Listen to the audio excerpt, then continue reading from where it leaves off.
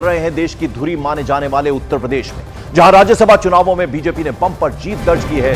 तमाम सियासी उलटफेर के बीच बीजेपी 8 सीटों पर अपने उम्मीदवार जिताने में कामयाब रही है। समाजवादी पार्टी के विधायकों की क्रॉस वोटिंग के चलते बीजेपी को यह जीत आसानी से हासिल हो गई, जबकि समाजवादी पार्टी के 2 उम्मीदवारों को जीत मिली है, तीसरा उम्मीदवार बुरी तरह से हार गए हैं। तो यह लेखा जोखा उत्तर प्रदेश राज्यसभा चुनाव में निकल कर आया है। 8 सीटों पर बीजेपी को जीत मिली है और दूसरी तरफ समाजवादी पार्टी को जो है वो 2 सीटों पर जीत मिली है, 1 सीट पर उनका उम्मीदवार हार गया है। हमारे साथ इस वक्त मौजूद है सुरेश खन्ना जी, वरिष्ठ मंत्री हैं, वित्त मंत्री हैं। सर, 8 जो कैंडिडेट हैं बताया जा रहा है समाजवादी पार्टी के, उन्होंने क्रॉस वोटिंग की है। लगातार अखिलेश यादव आरोप लगा रहे हैं लाभ का, और बीजेपी जो समाजवादी पार्टी पूरा देश मोदीमय हो रहा है। लोग अपनी आत्मा की आवाज के ऊपर मोदी का साथ देना चाहते हैं, इसमें गलत क्या है? और जिस तरीके से प्रोफेसर रामगोपाल यादव ने आरोप लगाया, खरीद फरोख्त के आरोप लगाया। जब कोई आदमी चुनाव लूज करता है तो इसी तरीके के आरोप लगाए जाते हैं। हम क्या करें इसके लिए? तो ये थे सुरेश खन्ना, वित्त मंत्री उत्तर प्रदेश सरकार। इनका साफ साफ ये कहना है कि जब कोई हारता है तो इसी तरीके से आरोप लगाता है, जैसे प्रोफेसर रामगोपाल यादव आरोप लगा रहे हैं। वीडियो जर्नलिस्ट कमलेश के साथ अमित कुमार सिंह, न्यूज 18 इंडिया, लखनऊ। और राज्यसभा चुनाव के नतीजों के बाद बीजेपी में जश्न का माहौल है। सीएम योगी आदित्यनाथ ने जो चुनाव जीते हैं उम्मीदवार, उनको बाकायदा मिठाई खिलाई, तस्वीरों में आप देख रहे हैं। वहीं पार्टी दफ्तर के बाहर बीजेपी सपोर्टर्स, बीजेपी कार्यकर्ता जश्न मनाते, नाचते गाते, नारेबाजी करते नजर आए। राज्यसभा चुनाव में 8 पर बीजेपी और समाजवादी पार्टी ने 2 सीटों पर कब्जा जमाया। आप देख रहे हैं 3 तस्वीरें, जहां सीएम योगी आदित्यनाथ जो जीते हुए कैंडिडेट्स हैं उनको मिठाई खिला रहे हैं, उनको मालाएं पहना रहे हैं। उसके अलावा बीजेपी के कार्यकर्ता जबरदस्त तरीके से जश्न मना रहे हैं। 8 सीटों पर जीत हासिल की है बीजेपी ने राज्यसभा चुनावों में, वहीं 2 सीटों पर समाजवादी पार्टी जीती है, जबकि 1 सीट गंवा दी है समाजवादी पार्टी ने।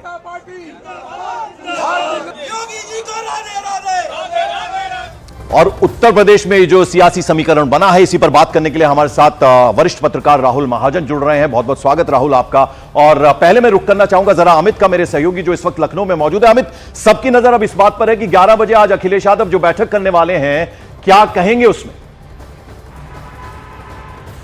या बिल्कुल, सबकी नजरें 11 बजे के प्रेस कॉन्फ्रेंस पर होगी अखिलेश यादव की, कि अखिलेश यादव किस तरीके से जो बागी उनके विधायक हैं उनके खिलाफ क्या कार्रवाई करते हैं। क्योंकि अखिलेश यादव ने कल साफ तरीके से कह दिया था कि जो बागी विधायक हैं उनके खिलाफ पार्टी का कैडर चाहता है कि कार्रवाई हो, और जाहिर तौर पर अब देखना होगा कि 11 बजे अखिलेश यादव के प्रेस कॉन्फ्रेंस में क्या कुछ कार्रवाई की बात अखिलेश यादव करते हैं। जी राहुल, ये जो 8वां कैंडिडेट खड़ा किया गया, ये बड़ा सरप्राइजिंग एलिमेंट था और पूरी ताकत झोंक दी गई। ये पूरी की पूरी बिसात इसके जो स्ट्रैटेजिस्ट हैं वो योगी आदित्यनाथ हैं, यानी पूरी जो रणनीति है उन्होंने बनाई है।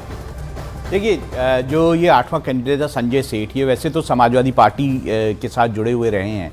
अब बीजेपी ने इनको जो है राज्यसभा में उतारा है, और वैसे भी माने जाते हैं काफ़ी जो पैसे वाले व्यक्ति हैं।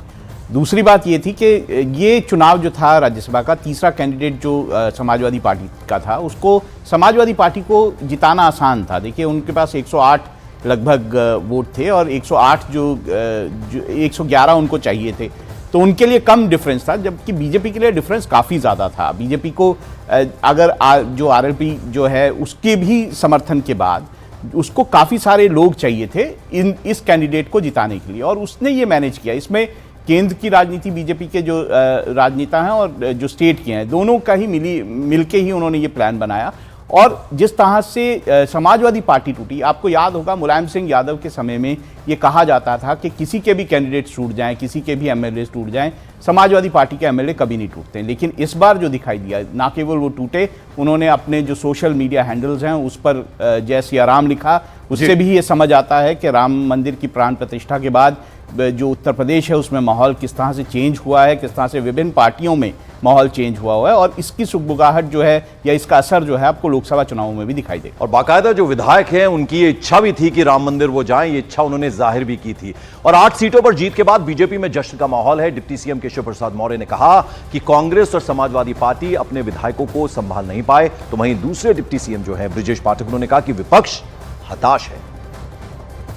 सपा ने अपनी पार्टी को एकजुट रखने में विफल रही है, तो ये सपा की कमियां है, भाजपा की कमियां नहीं है। कांग्रेस अगर अपने सरकार वाले राज्य में हार गई और भाजपा के वहाँ राज्यसभा सांसद जीत गए, तो यह निश्चित तौर से सपा और कांग्रेस दोनों अपने दलों को संभाल नहीं पा रहे हैं, अपने विधायकों को संभाल नहीं पा रहे हैं और इसके कारण इनकी पराजय हुई है और भारतीय जनता पार्टी की ये ऐतिहासिक जीत है। विपक्ष हताश है और इस प्रकार का जिस प्रकार का आरोप प्रत्यारोप लगा रहे हैं ये लोकतंत्र में जायज नहीं है। चुनाव में जिसकी जहां इच्छा होती वहां वोट देते हैं और माननीय मोदी जी का जो विकसित भारत का संकल्प है उस संकल्प के साथ सभी माननीय विधायकगणों ने तय किया कि बीजेपी के 8 राज्यसभा सांसद बनने चाहिए। उस दिशा में सभी लोगों ने अपना आशीर्वाद प्रदान किया है। राहुल, हमने बीजेपी की अगर हम बात करें तो हमने देखा कि स्ट्रेटेजी इस तरह से रहती है, यानी नगर निगम का भी चुनाव हो उसमें भी पूरी की पूरी ताकत झोंक दी जाती है। एमएलएज हों, एमपीज हों, मिनिस्टर्स हों, सब कैंपेनिंग जबरदस्त तरीके से करते हैं। तो यहां पर भी जो मिशन 80 है कहीं ना कहीं नजर तो उस पर है। बिल्कुल ऐसा है, क्योंकि बीजेपी को लगता है कि इस बार जो 2014 का प्रदर्शन था उससे भी बेहतर प्रदर्शन हो सकता है। आप खुद देखिए कि जो अगर हम 2019 का चुनाव देखें तो समाजवादी पार्टी और बीएसपी ने मिल के चुनाव लड़ा था, उससे एक स्ट्रेंथ बनती है उत्तर प्रदेश में इन दोनों पार्टियों को मिला के। इन दोनों पार्टियों में एक जहां मुस्लिम वोट है, यादव वोट है, दूसरी तरफ दलित वोट है बीएसपी का, ये मिल जाते हैं तो काफ़ी बड़ी संख्या में बहुत सारे जो वहां पर लोकसभा सीटें हैं वहां पर गणित बदल जाता है। लेकिन इस बार जो है समाजवादी पार्टी अलग लड़ रही है और बीएसपी अलग लड़ रही है और समाजवादी पार्टी कांग्रेस के साथ चुनाव लड़ रही है।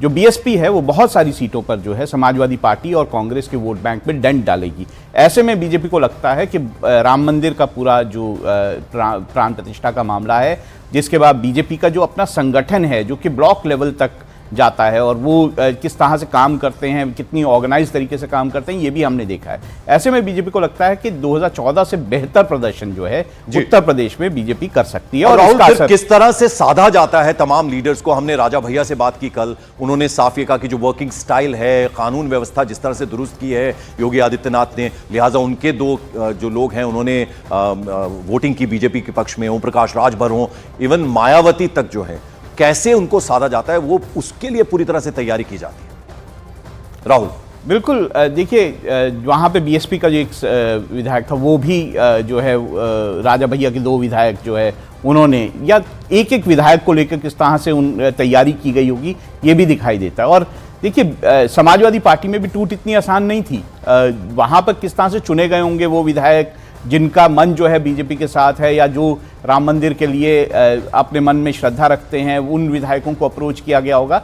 बड़ा लंबा समय लगा होगा इस सारे ऑपरेशन में, ऐसा नहीं कि एक आध दिन में। और देखिए समाजवादी पार्टी को एक दिन पहले ही जब उन्होंने डिनर दिया था शाम को और पार्टी की बैठक बुलाई थी, उनको समझ आ गया था कि ऐसा होने जा रहा है। उनका चीफ विप तक जो है वो पाला पलट गया, वो रिजाइन दे के चला गया। तो काफी ज्यादा मशक्कत बीजेपी की दिखाई देती है इसमें। बिल्कुल अमित, अब ऐसे में सवाल यह है